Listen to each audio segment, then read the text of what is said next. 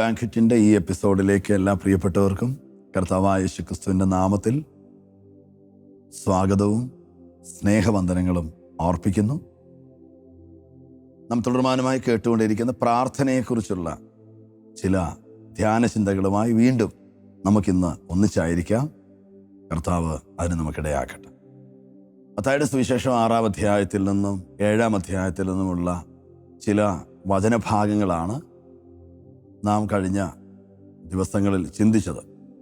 ഇന്നും അതേ ദൈവവചന ഭാഗങ്ങളെ ഉദ്ധരിച്ചുകൊണ്ട് മത്തായിയുടെ സുവിശേഷം 6-ാം അധ്യായം 13 മുതൽ ഇങ്ങോട്ട് കർത്താവായ യേശുക്രിസ്തു പ്രാർത്ഥനയെ എങ്ങനെ പ്രാർത്ഥിക്കണം എന്ന് പഠിപ്പിച്ച സ്വർഗസ്ഥനായ പിതാവേ എന്നുള്ള പ്രാർത്ഥന, അതിലെ ചില പദങ്ങളാണ് നമ്മളിന്ന് ചിന്തിക്കുന്നത്.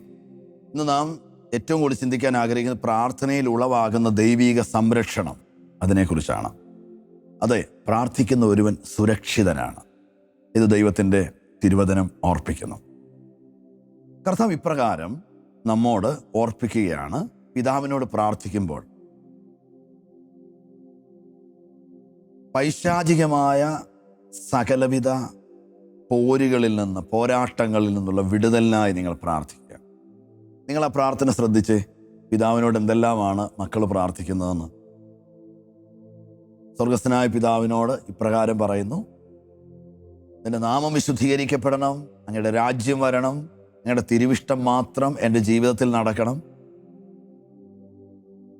ഇനിയും പറയുന്ന കാര്യങ്ങൾ ദൈനംദിന ആവശ്യങ്ങളോട് ചേർന്ന്, അല്ലെങ്കിൽ ദൈനംദിന ആവശ്യങ്ങളിൽ കൂടി പിതാവിനെ ഉൾപ്പെടുത്തുകയാണ്. നമ്മുടെ ജീവിതത്തിൽ ഏറ്റവും ചെറുതും വലുതുമായ കാര്യങ്ങൾ ഇടപെടുവാൻ ഉത്സുകനായിരിക്കുന്ന, തിരക്കുകളൊന്നുമില്ലാത്തൊരു ദൈവത്തെയാണ് നാം ബൈബിളിൽ കാണുന്നത്. ഈ പലപ്പോഴും നമ്മുടെ തിരക്കുകൾ കൊണ്ട് നാം പറയാറുണ്ട്, പ്രാർത്ഥിക്കാൻ മറന്നുപോയി, ഒരുപക്ഷെ ക്ഷീണിച്ചു, അതുകൊണ്ട് പ്രാർത്ഥിക്കാൻ കഴിഞ്ഞില്ല, തിരക്കുകളായിരുന്നുകൊണ്ട് വളരെ സമയം എനിക്ക് ദൈവത്തിനെ ചിലവഴിക്കാനോ ദൈവവചനം വായിക്കാനോ കഴിഞ്ഞില്ല. ഇതൊക്കെ നമ്മൾ പലപ്പോഴും പറയുന്ന ഒരു നോർമൽ സംസാരമാണ്. എന്നാൽ അതിന് നടുവിൽ നമ്മൾ മനസ്സിലാക്കേണ്ടുന്നൊരു കാര്യം, മറ്റ് തിരക്കുകളൊന്നുമില്ലാത്തൊരു ദൈവമാണ് നമ്മുടെ ദൈവം. പ്രൈസ് ഗോഡ് എന്ന് പറഞ്ഞാൽ ദൈവത്തിൻ്റെ ഏറ്റവും വലിയ തിരക്ക് നമ്മോടൊപ്പമായിരിക്കുന്നതും, നമ്മുടെ കാര്യങ്ങളെക്കുറിച്ച് തിരക്കാനും അത് കേൾക്കാനും അതിന് മറുപടി തരുവാനും ഉത്സുകനായിരിക്കുന്ന ഒരപ്പനെയാണ് കർത്താവ് മത്തായിയുടെ സുവിശേഷം 6-7 അധ്യായങ്ങളിലൊക്കെ വരച്ച് കാണിക്കുന്നത്. നമ്മുടെ പ്രാർത്ഥനാമുറിയിൽ നമുക്ക് വേണ്ടി മറ്റാരോടും നമുക്ക് പറയുവാൻ കഴിയാത്ത കാര്യങ്ങൾ രഹസ്യത്തിൽ കേൾക്കുവാൻ ആഗ്രഹിക്കുന്ന പിതാവ്. അങ്ങനെ മറ്റാരോടും നീ പറയണ്ട, എന്നോട് മാത്രം അത് പറഞ്ഞാൽ മതി എന്ന് നമ്മോട് പറയുന്ന പിതാവ്. നമ്മെ കേൾക്കുക മാത്രമല്ല, നമ്മുടെ വിഷയങ്ങൾക്ക് മറുപടി തരുവാനും നമ്മെ സന്തോഷിപ്പിക്കുവാനും ആഗ്രഹിക്കുന്ന ഒരു പിതാവ്. യേശു ഈ പിതാവിനെ ചൂണ്ടിക്കാണിച്ചിട്ട് ഇങ്ങനെ പറയുന്നു: നമ്മുടെ ദൈനംദിന ആവശ്യങ്ങളെല്ലാം തന്നെ പിതാവിനോട് മാത്രം പറയുക, അപ്പനോട് മാത്രം പറയുക, മറ്റാരോടും പറയരുത്. ഒരു ദൈവഭക്തൻ തൻ്റെ ജീവിതത്തിലെ സകല കാര്യങ്ങളും തൻ്റെ സ്വർഗീയ പിതാവിനോട് മാത്രം പറയണമെന്നുള്ളതാണ് ദൈവകൽപിതമായ ചിന്ത. ബൈബിൾ അതാണ് പറയുന്നത്. നിങ്ങളുടെ ആവശ്യങ്ങൾ സ്തോത്രത്തോടെ ദൈവത്തെ അറിയിക്കുക അത്രേ വേണ്ടത്. ഒരു ദൈവഭക്തൻ പോലും സ്വന്തം ആവശ്യങ്ങൾ മറ്റൊരാളോട് പറയുവാൻ ദൈവവചനം അനുശാസിക്കുന്നില്ല. കാരണം മനുഷ്യരെക്കാൾ കൂടുതൽ എന്നെ അറിയുന്ന, എൻ്റെ ആവശ്യങ്ങളെക്കുറിച്ച് അറിയുന്ന, എന്നെ പ്രൊവൈഡ് ചെയ്യാൻ ആഗ്രഹിക്കുന്ന ഒരപ്പൻ എനിക്കുണ്ട്. Praise God. അപ്പം ഈ ഒരു ഉറപ്പാണ് വലിയ സങ്കീർണമായ വിഷയങ്ങളിൽ ദൈവസന്നിധിയിലേക്ക് എന്നെ വലിച്ചുകൊണ്ട് പോകുന്നത്. Praise God. അവിടെ എന്നെ പ്രാർത്ഥിക്കാൻ മറ്റൊരാൾ പ്രേരിപ്പിക്കുകയല്ല, മറിച്ച് എൻ്റെ അപ്പൻ എന്നെക്കുറിച്ചുള്ള കരുതൽ, ആ തിരിച്ചറിവ് എനിക്കുള്ളത് കൊണ്ട് ഞാൻ പ്രാർത്ഥനാമുറിയിലേക്ക് പരപ്രേരണയാലല്ല, മറിച്ച് ഉത്സാഹത്തോടെ കടന്നു ചെല്ലുകയാണ്. ഇവിടെ മത്തായിയുടെ സുവിശേഷം 6-ാം അധ്യായം 13 മുതൽ ഇങ്ങോട്ട് ഉള്ള വചനഭാഗങ്ങൾ നിങ്ങൾ ശ്രദ്ധിച്ചാൽ മനസ്സിലാവും. കർത്താവ് വിവിധ ജീവിതത്തിൻ്റെ വിവിധ തുറകളെ എല്ലാം അപ്പനുമായി കൂട്ടിയിണക്കി പ്രാർത്ഥിക്കാനാണ് നമ്മൾ പറയുന്നത്. അന്നു വേണ്ട ആഹാരം ഞങ്ങൾക്ക് തരണമേ. അടുത്തത്, ഞങ്ങളുടെ കടക്കാരോട് ഞങ്ങൾ ക്ഷമിക്കുന്നു. എന്താ ഈ കടമെന്ന് പറഞ്ഞാൽ അതിൻ്റെ അർത്ഥം എനിക്ക് നഷ്ടം വരുത്തി വെച്ചു, എനിക്കെതിരെ ഒരാൾ തെറ്റ് ചെയ്തെന്നല്ല, എനിക്ക് അദ്ദേഹം ഘനമായ നഷ്ടം വരുത്തി, ആ നഷ്ടം അദ്ദേഹം എനിക്ക് വീട്ടിയേ മതിയാകും, പക്ഷേ ഞാൻ ക്ഷമിക്കുന്നു. ഞങ്ങളുടെ കടക്കാരോട് ഞങ്ങൾ ക്ഷമിക്കുന്നത് പോലെ ഞങ്ങളോട് ക്ഷമിക്കണമേ. ബന്ധങ്ങൾ നിലനിർത്തിക്കൊണ്ടു പോകുവാൻ ദൈവം ആഗ്രഹിക്കുക. ആ പ്രാർത്ഥനാ വാചകത്തിലൂടെ പോലും കർത്താവ് നമ്മെ ഓർപ്പിക്കുന്നത്, സ്വർഗസ്ഥനായ പിതാവിൻ്റെ മക്കളായ നാം റിലേഷൻസ് കീപ്പ് ചെയ്യുന്നവരായിരിക്കണം, ബന്ധങ്ങൾ നിലനിർത്തുന്നവരായിരിക്കണം. ഒരു വ്യക്തി ചെയ്ത തെറ്റിനേക്കാൾ, അവൻ എനിക്ക് വരുത്തിയ നഷ്ടത്തെക്കാൾ വിലയാണ് ആ വ്യക്തിക്ക്. ഈ സന്ദേശമാണ് കർത്താവ് നമുക്ക് നൽകുന്നത്. നമുക്ക് വിലപ്പെട്ട ചിലത് ഒരാൾ നഷ്ടപ്പെടുത്തിയേക്കാം, പക്ഷെ നമുക്ക് അദ്ദേഹം വരുത്തി വെച്ച നഷ്ടത്തെക്കാളും അദ്ദേഹം നമുക്ക് വിലപ്പെട്ടവനാണ് എന്നുള്ള തിരിച്ചറിവിലാണ് നാം ആ വ്യക്തിയോട് ക്ഷമിക്കുന്നത്. പിതാവായ ദൈവവും ഇങ്ങനെയാണ് നമ്മൾ ക്ഷമിക്കുന്നത്. നാം ദൈവരാജ്യത്തിന് വരുത്തി വെച്ച നഷ്ടങ്ങളെക്കാൾ അപ്പുറത്ത്, ആ നഷ്ടത്തെക്കാൾ എത്ര വലിയതാണ് നമ്മൾ. ആ തിരിച്ചറിവിൽ നമ്മോട് ക്ഷമിക്കുവാൻ പിതാവ് ആഗ്രഹിക്കുക. അടുത്ത വാക്യം സംരക്ഷണത്തിന് വേണ്ടിയുള്ള ഒരു പ്രാർത്ഥനയാണ്. അപ്പം നമ്മൾ ഇന്ന് പ്രാർത്ഥനയിൽ ഉളവാകുന്ന സംരക്ഷണത്തെക്കുറിച്ച് കൂടി ചിന്തിക്കുകയാണ്. പ്രാർത്ഥനയിലൂടെയുള്ള ദൈവിക സംരക്ഷണം. ഇവിടെ ഇപ്രകാരം പറയുന്നു, ഞങ്ങളെ പരീക്ഷയെങ്കിൽ കടത്താതെ ദുഷ്ടങ്കൽ നിന്ന് വിടുവിക്കണമേ. ഈ പിശാചിന് സുവിശേഷങ്ങൾ ഇട്ടിരിക്കുന്ന ഒരു പേരാണ് പരീക്ഷകൻ.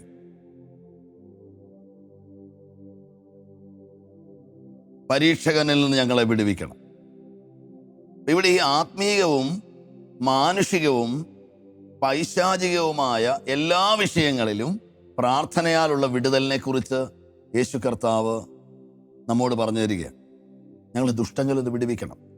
അപ്പോൾ മനസ്സിലാക്കുക, നമ്മുടെ പ്രാർത്ഥന പൈശാചികമായ സകല എതിരുകളിൽ നിന്ന് നമ്മെ സംരക്ഷിക്കുന്നതാണ്. പിശാചിൻ്റെ സകല പദ്ധതികളിൽ നിന്ന്, നമ്മെക്കുറിച്ച് നമുക്കെതിരായ തന്ത്രങ്ങളിൽ നിന്ന്. ഈ തന്ത്രം എന്നുള്ള ഒരു വാക്കുണ്ട്, നെയോമ എന്നാണ് അതിന് ഗ്രീക്കിൽ. ആ തന്ത്രങ്ങളിൽ നിന്ന് എല്ലാം വിടുവിക്കേണ്ടതിന് പ്രാർത്ഥന ആവശ്യമാണ്. എന്ന് പറഞ്ഞ ഒരു ഭക്തൻ്റെ ജീവിതം പ്രാർത്ഥനയിൽ തുടങ്ങി, പ്രാർത്ഥനയിൽ തുടർന്ന്, പ്രാർത്ഥനയിൽ അവസാനിപ്പാനാണ് ദൈവം ആഗ്രഹിക്കുന്നത്. ആമേൻ. ഈ ദൈവത്തോട് സംവദിച്ചുകൊണ്ട് തുടങ്ങുന്ന ഒരു ദിവസം തന്നെ ഏറ്റവും മനോഹരമായിരിക്കും. നിങ്ങൾ ചെയ്യാറുണ്ടെന്ന് ഞാൻ കരുതുന്നു. ആമേൻ. നാം ഒരു ദിവസം തുടങ്ങുമ്പോൾ തന്നെ ആ ദിവസം പിതാവിൻ്റെ കരങ്ങളിൽ ഏൽപ്പിച്ച്, ഞങ്ങൾ ഇതുവരെ കണ്ടിട്ടില്ലാത്തൊരു ദിവസം, അങ്ങ് ഞങ്ങൾക്ക് വേണ്ടി ഉണ്ടാക്കിയ ദിവസം, ഇന്നത്തെ ഈ ദിവസത്തിൻ്റെ ഓരോ മണിക്കൂറിലും അങ്ങ് ഞങ്ങൾക്ക് വേണ്ടി കരുതി വെച്ചിരിക്കുന്ന പ്രൊവിഷനുകൾ, കരുതലുകൾ, അതൊക്കെ അനുഭവിപ്പാൻ ഞങ്ങൾക്കങ്ങ് തന്നിരിക്കുന്ന ഈ സന്തോഷകരമായ ദിവസത്തിനായ സ്തോത്രം. ഇന്ന് ഞങ്ങൾക്ക് അവിടെ എല്ലാം ദൈവിക ജ്ഞാനത്തോടെ, ദൈവകൃപയോടെ ഇടപെടുവാൻ ഇടയാക്കണമേ എന്നൊക്കെ പറഞ്ഞ ആ ദൈവിക കരുതലുകളിൽ ആശ്രയിച്ചൊക്കെയുള്ള പ്രാർത്ഥിച്ചുകൊണ്ട് ആ ദിവസത്തിൻ്റെ തുടക്കമെന്തും മനോഹരമാണ്.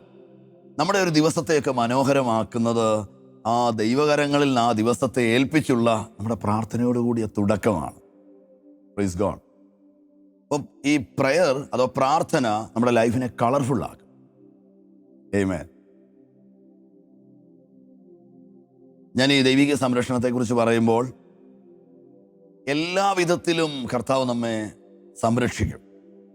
ആമേൻ. നമ്മുടെ ആയുസ്, നമ്മുടെ ആരോഗ്യം, നമുക്ക് ദൈവം തന്നിരിക്കുന്ന അസൈൻമെൻറ്റുകൾ, നമ്മുടെ ബന്ധങ്ങൾ, സകല കാര്യങ്ങൾ നമ്മെ കാക്കുവാൻ ദൈവം ബാധ്യസ്ഥനാണ്. ദൈവം ഉത്തരവാദിത്വമുള്ളവനാണ്. Praise God.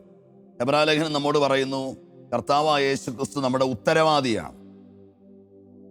ആമേൻ. നമുക്കൊരു ഉത്തരവാദിയുണ്ട്. നിങ്ങൾ ഈ ദൈവദിനം പഠിച്ചാൽ പ്രാർത്ഥിക്കുന്നവനുള്ള ദൈവിക പരിരക്ഷയെക്കുറിച്ച് ശക്തമായ ദൈവത്തിൻ്റെ തിരുവചനം ഓർപ്പിക്കുന്നുണ്ട്. സങ്കീർത്തന പുസ്തകങ്ങളിലും മറ്റ് പ്രവചന പുസ്തകങ്ങളിലും പുതിയ നിയമത്തിലും എല്ലാം പ്രാർത്ഥിക്കുന്ന ഒരു ദൈവഭക്തന് സുരക്ഷിതനാണെന്ന് വചനം നമുക്ക് ഉറപ്പ് തരിക. ഈ കൂട്ടത്തിൽ ഒരു കാര്യം കൂടി നാം മനസ്സിലാക്കണം. നമ്മെക്കുറിച്ച് നാം എന്തു പറയുന്നു അതല്ല, നമ്മെക്കുറിച്ച് മറ്റുള്ളവരെന്തു പറയുന്നു അതുമല്ല, നമ്മെക്കുറിച്ച് ദൈവവചനം എന്തു പറയുന്നു അതാണ് യാഥാർത്ഥ്യം, അതാണ് സത്യം. പക്ഷെ പലപ്പോഴും ഈ തിരിച്ചറിവ് നമുക്കില്ലാത്തത് കൊണ്ട് നാം ദൈവവചനത്തെക്കാൾ കൂടുതൽ നമ്മെക്കുറിച്ച് നമ്മുടെ ചില അഭിപ്രായങ്ങൾ, മറ്റുള്ളവർ നമ്മെക്കുറിച്ച് പറയുന്ന അഭിപ്രായങ്ങൾ, ഇതിലൊക്കെ ഈ കാര്യങ്ങൾക്കൊക്കെ നാം ഊന്നൽ കൊടുക്കുന്നവരാണ്. ആമേൻ. പക്ഷേ നമ്മുടെ ചിന്താഗതികളെ പരിശുദ്ധാത്മാവിൽ തിരിച്ച് ദൈവവചനം എന്തു പറയുന്നു അതാകുന്നു ഞാൻ എന്നുള്ള തിരിച്ചറിവിലേക്ക് നാം പ്രവേശിക്കുമ്പോൾ നമ്മുടെ ആത്മീക ജീവിതം സുഗമമായി തീരും. ആമേൻ. അതുകൊണ്ട് സകലത്തിലും ദൈവവചനത്തിന് ഇടം കൊടുക്കുക. ഇവിടെ സംരക്ഷിക്കുന്ന ഒരു ദൈവത്തെക്കുറിച്ച് ഞാൻ നിങ്ങളോട് ഓർപ്പിച്ചല്ലോ. അതിനെക്കുറിച്ച് ചില വാക്കുകൾ പറഞ്ഞ് നമുക്കിന്ന് വീണ്ടും പ്രാർത്ഥിക്കാം. ഒരു ഭക്തൻ സംരക്ഷിക്കപ്പെട്ടവനാണ്. അത്യുന്നതമായ ഒരു പരിരക്ഷ അവൻ്റെ കൂടെയുണ്ട്. നമുക്ക് ഏറ്റവും കൂടുതൽ പരിചയമുള്ള ഒരു സങ്കീർത്തന ഭാഗമാണ് 91-ാം സങ്കീർത്തനം. ഈ സങ്കീർത്തനങ്ങളിൽ ഏറ്റവും പഴക്കമേറിയ 2 സങ്കീർത്തനങ്ങളാണ് 90, 91 സങ്കീർത്തനങ്ങൾ. അത് മോശ എഴുതി എന്നാണ് അനുമാനിക്കപ്പെടുന്നത്. ഈ 91-ാം സങ്കീർത്തനമൊക്കെ ഒരു മനുഷ്യൻ്റെ ജീവിതത്തിൽ ലൈഫ് ഇൻഷുറൻസ് കൊടുക്കുന്ന സങ്കീർത്തനമാണ്. Praise God. ഒരു ജീവ പരിരക്ഷ കൊടുക്കുകയാണ്. നമ്മൾ ഈ ലൈഫ് ഇൻഷുറൻസ് എന്നൊക്കെ കേട്ടിട്ടുണ്ട്. അതൊരാൾ മരിച്ചു കഴിഞ്ഞാൽ കൊടുക്കുന്ന അല്ലേ.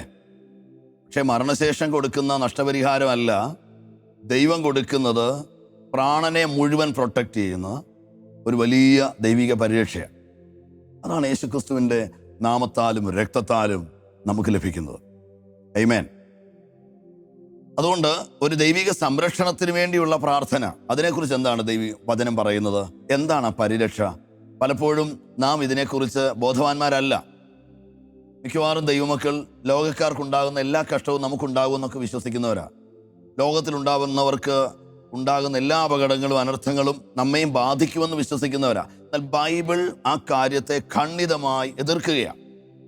ബൈബിൾ പറയുന്നു, ലോകത്തിലുള്ള ഒരാൾക്ക് വരുന്നത് എല്ലാം നിങ്ങൾക്ക് സംഭവിക്കുകയില്ല. ഇതാണ് ദൈവത്തിൻ്റെ തിരുവചനം ഓർപ്പിക്കുന്നത്. Praise God. നിങ്ങൾ പഴയ നിയമത്തിൽ മുതൽ ഇങ്ങനെ ഭക്തന്മാരുടെ ചരിത്രം നോക്കുക. അവരാരും സാധാരണക്കാരെ പോലെ അല്ല, അവർ ഹൈലി ആൻഡ് ഹെവൻലി ഡിഫെൻഡഡ് ആയിരുന്നു. എന്ന് പറഞ്ഞാൽ അവർ ഒത്തിരി സംരക്ഷിക്കപ്പെട്ടവരായിരുന്നു. ഈ പരിരക്ഷ ഒരു ദൈവപൈതലിനുണ്ട്. 91-ാം സങ്കീർത്തനം നിങ്ങൾ വായിച്ചിട്ടുണ്ടല്ലോ. അവിടെ സകല വിധത്തിലുമുള്ള സംരക്ഷണമാണ് കൊടുക്കുന്നത്, സകല വിധത്തിലുമുള്ള രക്ഷ. ആമേൻ. ആ രക്ഷ എന്നുള്ള പദം ഹീബ്രുവിലെ ഇഷ്വ എന്നുള്ള പദമാണ്.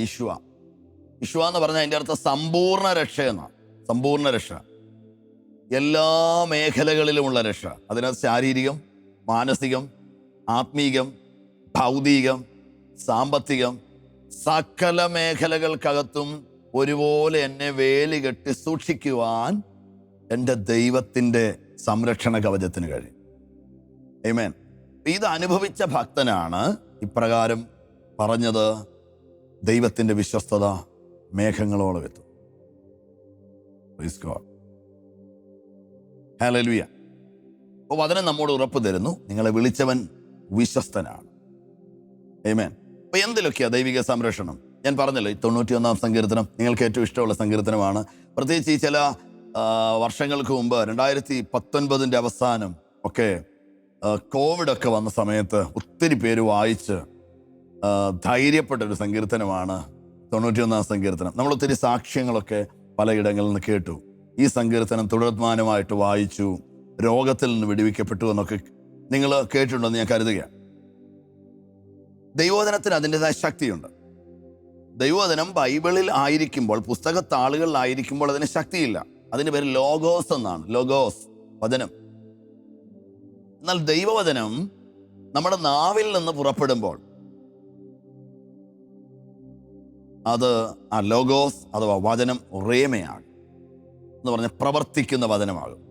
ഒന്നുകൂടി പറഞ്ഞാൽ ബൈബിളിലെ വാക്യമല്ല പ്രവർത്തിക്കുന്നത്, ബൈബിളിലെ വചനമല്ല പ്രവർത്തിക്കുന്നത്. നമ്മുടെ നാവിൽ നിന്ന് പുറപ്പെടുന്ന വചനമാണ്, അത് ക്രിയാത്മകമാണ്.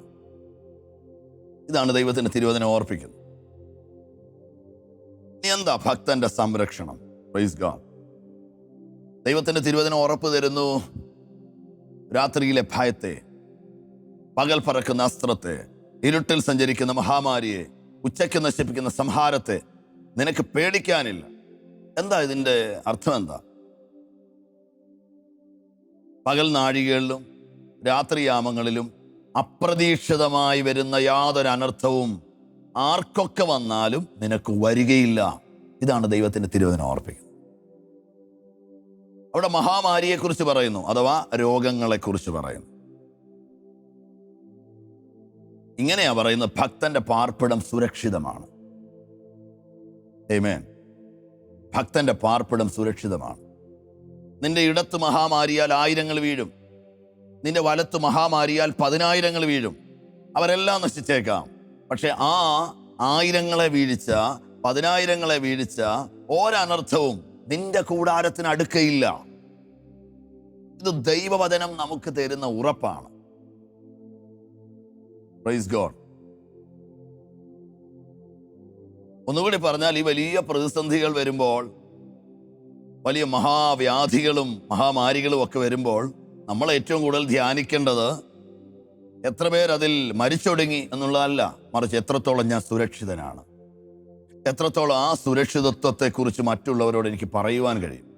ഇതൊക്കെയാണ് ഒരു ദൈവ പൈതലിൻ്റെ ചാരിതാർത്ഥ്യം എന്ന് പറയുന്നത്. Praise God. അപ്പം നമ്മൾ ഈ സുരക്ഷിതരാണെന്നുള്ള ആ തിരിച്ചറിവ് നമ്മിൽ വെളിപ്പെടാൻ ദൈവം ആഗ്രഹിക്കുക. ആമേൻ. നിങ്ങൾ ഇന്ന് ഈ വചനം കേട്ടുകൊണ്ടിരിക്കുമ്പോൾ ഞാൻ നിങ്ങളോട് പറയുവാൻ ആഗ്രഹിക്കുന്നു, നിങ്ങൾ കർത്താവായ യേശുക്രിസ്തുവിൻ്റെ നാമത്തിൽ നിങ്ങൾ സുരക്ഷിതരാണ്. ആമേൻ. ഇവിടെ സകല വിധത്തിലും സംരക്ഷിക്കുന്ന ദൈവത്തെക്കുറിച്ച് സങ്കീർത്തന ഭാഗം ഓർപ്പിക്കുന്നു. പെട്ടെന്നുള്ള മരണത്തിൽ നിന്ന് വിടുവിക്കുന്ന ആ ദൈവകരത്തെക്കുറിച്ച് ആ സങ്കീർത്തന ഭാഗം നമ്മോട് പറയുകയാണ്. Praise God. അപ്പോൾ അനർത്ഥങ്ങൾ, ക്ഷാമങ്ങൾ, പ്രകൃതി ദുരന്തങ്ങൾ, അപകടങ്ങൾ, ആത്മീയ പോരാട്ടങ്ങൾ, മാനുഷികമായ കണികൾ, കുരുക്കുകൾ, അതിൽ നിന്നെല്ലാം എന്നെ വിടുവിക്കുന്ന ഒരു ദൈവീക സംരക്ഷണയെക്കുറിച്ച് വചനം നമുക്ക് ഉറപ്പ് തരുന്നു. യെശയ്യാവിന്റെ പ്രവചനം 54 ഇപ്രകാരം പറയുന്നുണ്ട്. അതിന് 17 വാക്യത്തിൽ ഇങ്ങനെ പറയുന്നുണ്ട്, നിനക്കെതിരെ ഉയരുന്ന ഒരായുധവും ഫലിക്കത്തില്ല. കാരണം ശത്രുവിൻ്റെ ആയുധപ്പുര അല്ല തീരുമാനിക്കുന്നത് ഞാൻ പിടിക്കപ്പെടുമോ എന്ന്, ഞാൻ തോൽപ്പിക്കപ്പെടുമോ എന്ന്. അവൻ്റെ കരത്തിലുള്ള, അവൻ്റെ ആവനാഴിയിലെ അമ്പല്ലത് തീരുമാനിക്കുന്നത്, മറിച്ച് എൻ്റെ ദൈവത്തിൻ്റെ പരിരക്ഷ എൻ്റെ കൂടെയാണ്. Praise God. ഇതൊരു ഭക്തന്റെ ഉറപ്പാണ്. ഈ ഉറപ്പുള്ളത് കൊണ്ടാണ് പൗലോസ് അപ്പോസ്തലനൊക്കെ ഇപ്രകാരം, ഞാൻ ആരെ വിശ്വസിച്ചിരിക്കുന്നത് ഞാൻ അറിയുന്നു. ആമേൻ. യോബിന്റെ പുസ്തകം നിങ്ങൾ നോക്കുമ്പോൾ അവിടെ ഭക്തനായ യോബിനെ സൂക്ഷിക്കുന്ന ഒരു ദൈവിക കരുതലിനെ കുറിച്ച് ഇപ്രകാരം ഓർപ്പിക്കുന്നുണ്ട്, 6 കഷ്ടങ്ങളിൽ നിന്നും യഹോവ നിന്നെ വിടുവിക്കും, 7ാമത്തതിലും തിന്മ നിന്നെ തീണ്ടുകയില്ല. അതൊരു പ്രാചീന കാലത്തെ അവരുടെ ഒരു കൺസെപ്റ്റ്, അവരുടെ ഒരു അനുമാനമാണ്. ഒരാളുടെ ജീവിതത്തിൽ 7 കഷ്ടങ്ങളെ വരത്തുള്ളൂ. അങ്ങനെ അവർ ചിന്തിച്ചുകൊണ്ടിരുന്നത്. ആ വചനം പറയുകയാണ്, 6 കഷ്ടങ്ങളിൽ നിന്നും ദൈവം നിന്നെ വിടുവിക്കും. ഇനി 7ാമതൊരെണ്ണമുണ്ട്, അതും നിന്നെ തൊടത്തില്ല. നമ്മൾ സുരക്ഷിതരാണ്. അടുത്ത വാക്യം ഇങ്ങനെ പറയുന്നു, ഈ 7 കഷ്ടങ്ങളും കഴിഞ്ഞതിന് ശേഷം നിന്റെ കൂടാരം നീ പരിശോധിക്കുമ്പോൾ അതിലൊന്നും നഷ്ടമായില്ല എന്ന് നീ അറിയും. Praise God. 7 കഷ്ടങ്ങൾക്ക് ശേഷം നിന്റെ കൂടാരം നീ പരിശോധിക്കും, അതിലൊന്നും തന്നെ നഷ്ടമായിട്ടില്ല. ഈ കഴിഞ്ഞു വന്ന ഈ 7 കഷ്ടങ്ങൾക്കും നിന്റെ കൂടാരത്തിൽ ഒന്നിനെയും നഷ്ടപ്പെടുത്തുവാൻ കഴിഞ്ഞില്ല എന്ന് നീ അറിയും. നിന്റെ കൂടാരം സുരക്ഷിതമെന്ന് നീ അറിയും. ഇതാണ് ദൈവത്തിൻ്റെ വചനം നമുക്ക് തരുന്ന ഉറപ്പ്. ദൈവങ്ങളെ നമുക്ക് സന്തോഷിക്കാൻ വകയുണ്ട്. ആമേൻ. നമുക്ക് ആശ്വസിക്കാൻ വകയുണ്ട്. നമുക്ക് കർത്താവായ യേശു ക്രിസ്തുവിൻ്റെ തിരുനാമത്താലും യേശു ക്രിസ്തുവിൻ്റെ രക്തത്താലും നമ്മൾ പ്രൊട്ടക്റ്റഡ് ആണ്. ഇതാണ് ദൈവത്തിൻ്റെ തിരുവചനം നമ്മെ ഓർപ്പിക്കുന്നത്. Praise God. അപ്പം പ്രാർത്ഥനയിൽ വെളിപ്പെടുന്ന അല്ലെ പ്രാർത്ഥനയാലുള്ള ദൈവിക സംരക്ഷണം, അതിനെക്കുറിച്ചാണ് നമ്മൾ ഈ ചിന്തിക്കുന്നത്. ദൈവത്തിൻ്റെ വചനം വീണ്ടും തെസ്സലോനിക്ക ലേഖനത്തിൽ 2-ാം ലേഖനം 3-ാം അധ്യായം 3-ാം വാക്യത്തിൽ ഇപ്രകാരം പറയുന്നു: കർത്താവ് വിശ്വസ്തനാണ്. യെസ്, കർത്താവ് വിശ്വസ്തനാണ്. അവൻ നിങ്ങളെ ഉറപ്പിക്കും. അവിടുന്ന് നിങ്ങളെ ഉറപ്പിക്കും. നിങ്ങളെ ആട്ടിക്കളയുവാൻ പാറ്റിക്കളയുവാൻ ശ്രമിക്കുന്ന സകല പൈശാചിക തന്ത്രങ്ങൾക്കും മീതെ ദൈവം നിങ്ങളെ ഉറപ്പിക്കും. ആമേൻ. ഒന്നുകൂടി പറഞ്ഞാൽ, നിനക്കെതിരെ പോരാടുന്നവരെല്ലാം ക്ഷീണിച്ചു പോകും. എല്ലാ ആയുധങ്ങളുടെ ശബ്ദം അടങ്ങും. എല്ലാ എതിരികളും മാറും. ശേഷം നീ മാത്രം പടക്കളത്തിൽ നിൽക്കും, തല ഉയർത്തി. ഇവിടെ തെസ്സലോനിക്കർക്ക് എഴുതിയ 2-ാം ലേഖനം 3:3 ഇപ്രകാരം പറഞ്ഞ: കർത്താവ് വിശ്വസ്തൻ. അവിടുന്ന് നിങ്ങളെ ഉറപ്പിച്ച് ദുഷ്ടന്റെ കയ്യിൽ അകപ്പെടാതെ വണ്ണം കാക്കും. ഹല്ലേലൂയ. അപ്പൊ യേശുവിനെ കർത്താവും രക്ഷിതാവുമായി സ്വീകരിച്ച, ഏറ്റുപറഞ്ഞ, കർത്താവായ യേശു ക്രിസ്തു ദൈവപുത്രനെന്ന് വിശ്വസിച്ച ഓരോ പ്രിയപ്പെട്ടവർക്കും സകല പൈശാചിക ആക്രമണങ്ങളിൽ നിന്നും പരിരക്ഷ ദൈവത്തിനെ ഉറപ്പ് തരിക. ആമേൻ. നിങ്ങളുടെ ഹൃദയത്തെ ദൈവവചനത്താൽ നിങ്ങൾ നിറയ്ക്കുമ്പോൾ, പ്രാർത്ഥനാപൂരിതമായി നിങ്ങൾ ദിവസങ്ങൾ ആരംഭിക്കുമ്പോൾ, കർത്താവിൻ്റെ വിശ്വസ്തതയെ നിങ്ങൾ ധ്യാനിക്കുമ്പോൾ, ദൈവത്തിൻ്റെ തിരുവചനം പറയുന്നു, നിങ്ങൾ സുരക്ഷിതരാണ്. Praise God. വീണ്ടും വചനഭാഗങ്ങളിലേക്ക് നാം വരുമ്പോൾ നമുക്ക് ശ്രദ്ധിക്കാൻ കഴിയും, 121-ാം സങ്കീർത്തനം യെരൂശലേമിനെ സംബന്ധിച്ച് എഴുതപ്പെട്ടൊരു സങ്കീർത്തനമാണ്. 121-ാം സങ്കീർത്തനത്തിൻ്റെ 7-ാം വാക്യത്തിൽ ഇങ്ങനെ പറയുന്നു: യഹോവ ഒരു ദോഷവും തട്ടാതെ വണ്ണം നിന്നെ കാത്തുകൊള്ളും. ആമേൻ. യഹോവ ഒരു ദോഷവും തട്ടാതെ വണ്ണം നിന്നെ കാത്തുകൊള്ളും. ഇത് യെരൂശലേമിനെ കുറിച്ച് പറയുമ്പോൾ, യെരൂശലേമിന് ചുറ്റും ജാതീയമായ ശത്രുക്കൾ അവരുടെ സൈന്യത്തെ വിന്യസിച്ചിരിക്കുക. ഒരു രാജ്യം പോലും അവർക്ക് അനുകൂലമല്ല. ആമേൻ. സകല രാജ്യങ്ങളും എതിരായി നിൽക്കുന്ന ഇടത്ത് ദൈവത്തിന്റെ തിരുവചനം പറയുന്നു, ഒരു ദോഷവും തട്ടാതെ വണ്ണം, മൂർച്ചയുള്ള ഒരായുധവും നിന്നെ മുറിപ്പെടുത്താതെ വണ്ണം ദൈവം നിന്നെ സൂക്ഷിക്കും. ആമേൻ. ഈ ഒരു വലിയ സംരക്ഷണത്തിന്റെ കവചത്തിനകത്താണ് നാം എന്നുള്ള വലിയൊരു തിരിച്ചറിവിൽ ആയിരിക്കാൻ ദൈവം നമുക്കിടയാക്കട്ടെ എന്ന് ഞാൻ പ്രാർത്ഥിക്കുന്നു. അതെ, പ്രാർത്ഥിക്കുന്നവൻ സുരക്ഷിതനാണ്. ആമേൻ. നമുക്കിന്ന് ഒന്നിച്ച് ദൈവകൃപയിൽ ആശ്രയിച്ച് നമ്മുടെ വിശ്വാസത്തെ ഒരിക്കൽ കൂടി ഏറ്റുപറയാം. ആ ദൈവിക സംരക്ഷണയിൽ നമുക്ക് നമ്മെ തന്നെ ഉറപ്പിക്കാം. ഞാൻ വീണ്ടും കർത്താവിൻ്റെ ആത്മാവിൻ്റെ വലിയൊരു പ്രേരണയോടെ പറവാൻ ആഗ്രഹിക്കുന്നു, നിങ്ങൾ സുരക്ഷിതരാണ്. നമുക്ക് കണ്ണടയ്ക്കാം, പ്രാർത്ഥിക്കാം. പരിശുദ്ധ പിതാവേ, ഞങ്ങൾ പ്രാർത്ഥിക്കുന്നു, കർത്താവായ യേശു ക്രിസ്തുവിൻ്റെ വിലപ്പെട്ട നാമം വിളിച്ചപേക്ഷിപ്പാൻ ഞങ്ങൾക്ക് തന്ന പദവിക്കായി സ്തോത്രം. ക്രിസ്തുവിൻ്റെ പുണ്യാഹ രക്തത്താൽ ഞങ്ങളെ പൊതിഞ്ഞ ദൈവകൃപയ്ക്കായി സ്തോത്രം. യേശു ക്രിസ്തുവിൻ്റെ നാമത്തിൽ ഞങ്ങൾ സുരക്ഷിതരാകിയാൽ സ്തോത്രം. ദൈവവചനത്താൽ ഞങ്ങളെ വീണ്ടും ജനിപ്പിച്ചതിനായി സ്തോത്രം. പൈശാചികവും മാനുഷികവുമായ സകല തന്ത്രങ്ങളിൽ നിന്ന് ഞങ്ങളെ വിടുവിച്ച് ഞങ്ങളുടെ പ്രാണനെ, ഞങ്ങളുടെ ആത്മാവിനെ, ഞങ്ങളുടെ മാനസിക നിലകളെ, ഞങ്ങളുടെ ഭൗതിക മേഖലകളെ, ഞങ്ങളുടെ ബന്ധങ്ങളെ, ഞങ്ങളുടെ സകലതിനെയും സൂക്ഷിക്കുന്ന ദൈവിക പദ്ധതിക്കായി സ്തോത്രം. ഞങ്ങൾ ഇന്ന് ഒന്നിച്ച് അവിടുത്തെ ജ്ഞാനമുള്ള ഹൃദയത്തിന് സമർപ്പിക്കും. കർത്താവേ, അവിടുന്ന് ഞങ്ങൾ ഇടപെടുകയും ഞങ്ങളുടെ ജീവിത പാന്താവ് പൂർത്തിയാകുവോളവും സകല ഇടങ്ങളിൽ ഞങ്ങളെ സൂക്ഷിക്കുന്ന അങ്ങയുടെ ദൈവിക കരുതലിനായ സ്തോത്രം. ഞങ്ങൾ പ്രാർത്ഥിച്ച് അവിടുത്തെ കരങ്ങളിൽ തരുന്നു, യേശുക്രിസ്തുവിൻ നാമത്തിൽ തന്നെ. ആമേൻ. കർത്താവ് നമ്മെ അനുഗ്രഹിക്കട്ടെ. ദൈവകൃപ എല്ലാവരോടും കൂടെ ഇരിക്കട്ടെ. ആമേൻ. ആമേൻ.